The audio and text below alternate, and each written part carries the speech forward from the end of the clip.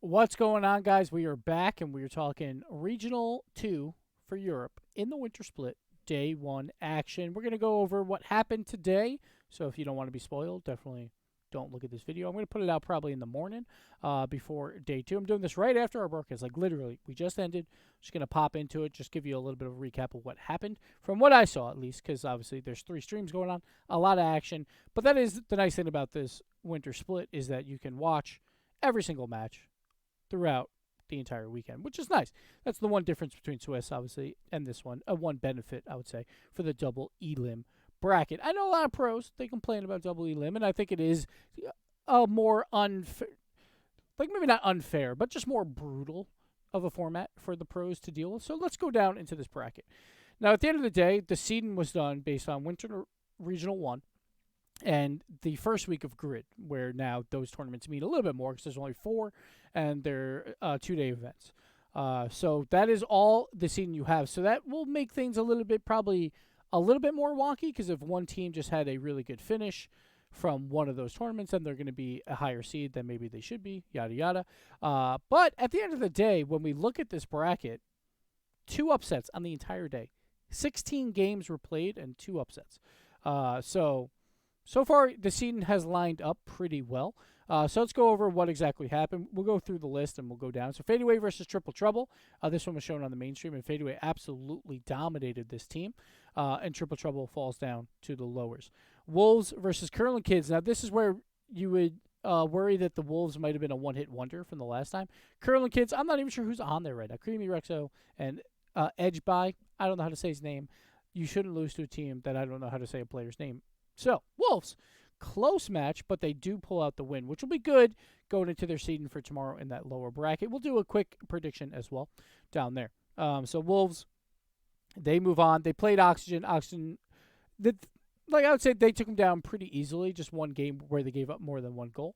So, Oxygen moves on there. So, BDS versus Oxygen. BDS will go back up to the top bracket because Fadeaway, that was a very, very close set that should not have happened. Goes to overtime. BDS was not playing that well. I would say Fadeaway was playing well, but this wasn't the BDS that we're used to seeing. So definitely some plays that were like misplays and just missed touches across the board. Kind of similar to what they showed in the grid. But they do get the win. They survive. They will finish top 12. And these matches are so important because winning round 2, you go back down to the first round of the lower bracket. If not, you move on to the winner's quarters. You skip 2 rounds of that lower bracket at the bare minimum. So huge result there. Moving on, Giants versus Trainhard. Another very close set that we didn't expect. Trainhard was the upset team, one of the few upsets. They took down Dignitas. Dignitas continues to have those woes. They had one good regional where mostly they just beat Fadeaway. And then they kind of lost to BDS and they lost to Wolves. So maybe Wolves was kind of a bad loss. Then the grid, they were one of 2 teams with Wolves to not get any points. Didn't win a game in group stage. Did not win a game in the playoffs. So for Dignitas, they're back on that downhill trend. Not a good sign for them. This is basically their last hope, I feel like. Or maybe not their last hope because they have a decent amount of points. But they need to survive day 2 to stay in that World Championship race, in my opinion. Because if they don't, things could get a little bit more hairy for them going forward. So we'll see. I think it's a big day for Dignitas tomorrow. But Trainhard, they go up against Giants, and they played a ton of overtimes throughout the day. They won all 3 overtimes versus Dig, but they finally lose an overtime here to Giants. And honestly, Giants didn't look that great either. We talked to Steak, and he was like, yeah, we're just going to take a day off and see what goes on. But Giants, they do get the win. They'll move on to day 3 on Saturday. Guild, easy results from them. Guild's been looking like a very hot team. So they beat Team Denied, who beat Saw Squad earlier. Blokes gets a 3-0 as well versus Solary. Solary took down Team Liquid, which was a close series, but it wasn't a good series to watch, I would say, for both teams. It wasn't that great. Team Liquid's still not looking fantastic. Their third-man rotations have been really, really poor, just leaving the nets open a ton for Solary. Solary had moments. Tox looked pretty good, but when they played versus Blokes, it didn't go that well, outside of one game where they scored a bunch of goals. But they still lost it. So Top Blokes, they did what they needed to. Galaxy Racer, a reverse sweep versus Redemption, who went the distance versus Atlantide Wave, which is not something you would expect. But a lot of people are saying that this team has potential to pop off. They obviously won their group in the grid. They went really far in the playoffs as well. They went 3-0 in the groups, and they made it to top 4, I believe. But they lost to Galaxy Racer there. They'll lose to Galaxy Racer here as well in a reverse sweep. So Galaxy Racer is that last hurdle, I feel like, for this team. But Redemption, last time they looked good, too, in Regional 1, and then they lost in the first round of the lower bracket. I think they were the only team to do that made it to upper round 2. So hopefully they don't do the same thing here. Actually, I think it was 2 teams. It was them and Triple Trouble, possibly, I think. But moving on, Vitality versus Endpoint. After Endpoint, Metanoris taking out his former teammate Magnus pretty convincingly. I thought Endpoint, they at least looked convinced in their first game. That's a good sign going into Vitality. They looked good in game 1. After that, Vitality just looked so dominant. They just looked very, very strong. And Vitality, like if BDS did not exist, I think people would say Vitality might be the best team to ever play this game right now. Because based on what has happened in these regionals, BDS literally, like, if they didn't exist, Vitality would have won every single regional, plus the major, plus Winter Regional 1.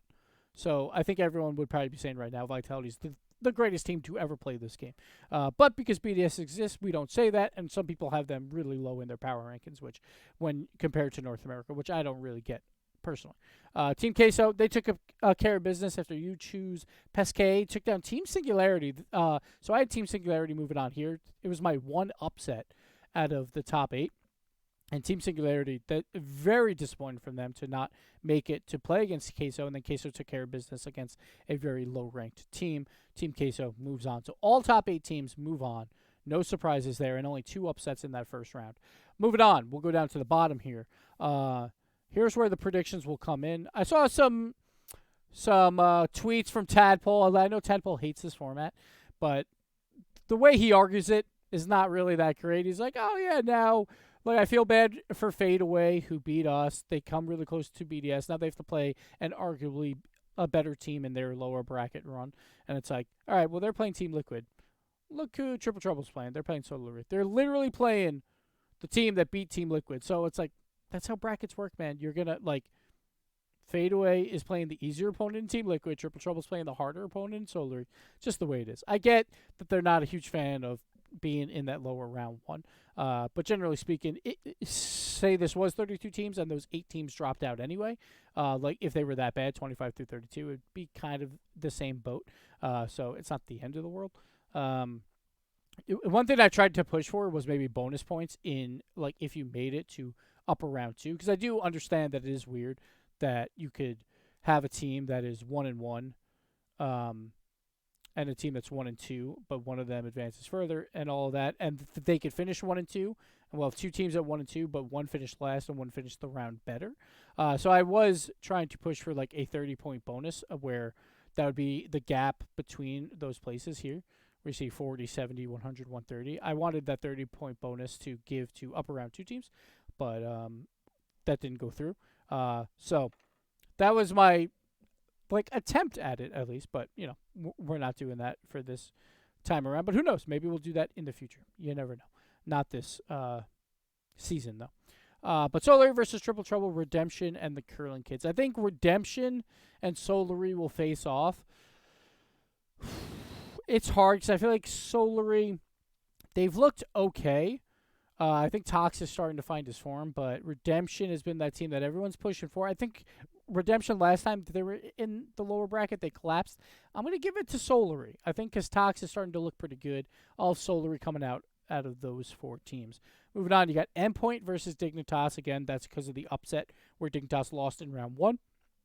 So Endpoint and Dignitas versus You Choose Pesquet and Saw Squad. The other upset on the opposite side, You Choose Pesquet, beating out Team Singularity. So for that reason, down here looks kind of lopsided, but that's just because of the upsets with Saw Squad. I think it does come down to Endpoint versus Dignitas. I think Dignitas hasn't shown enough for me, so I think Endpoint wins that, and I think they do advance. But watch out for You Choose Pesquet, because they did beat Team Singularity in 5 games. But this one will definitely look weird, but that is mostly just because of upsets of how that works, and it's, that's how brackets work. Moving on, Fadeaway versus Team Liquid. Team Liquid, they need to figure out that defense. It's been too miserable to say in fadeaway, that's their one strength, right? That's their main strength is their defense. They have looked pretty good on offense as well. I really liked what I saw from fadeaway this week. So I think fadeaway will win that. Wolves versus Atlantide. I haven't seen Atlantide play too much. They did have a close series versus, who was it? Redemption. But I think Wolves probably pulled that out. But I think fadeaway wins this group of 4. I would put fadeaway above there. And then finally, the last one, Train Hard versus Ricks. Again, Train Hard was that upset with Dignitas. And then Team Singularities down here as well. They were the upset the opposite way. So this one's a pretty stacked group here. Train Hard and Ricks of very bubble, top 16 teams. And then Team Denied, who a lot of people liked in the first regional, and Team Singularity. So Denied lost pretty handily to Guild. They beat Saw Squad, though, pretty well, I would say. 3-1 and a 4-1 there with 1 overtime in the middle. So this one's going to be tough. I still like Team Singularity. I like what I see on the field at times on the offensive side. I think they got to figure out their rotation issues and on the defensive side. But I'm going to go Team Singularity here. I keep beating this drum, and it's not working out for me, but I'm going to stick to it. I'm going to go Team Singularity to win this one. So those would be the 4 teams that remain after a brutal day 2. We got Redemption. No, I'm sorry. Solary.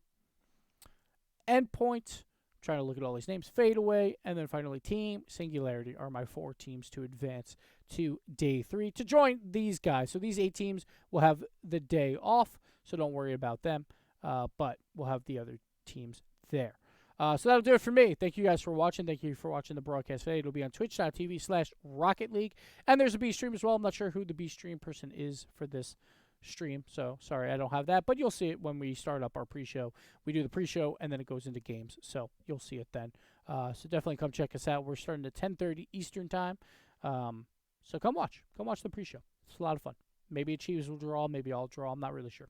But we'll see. Thanks for watching. We'll see you later. Bye-bye.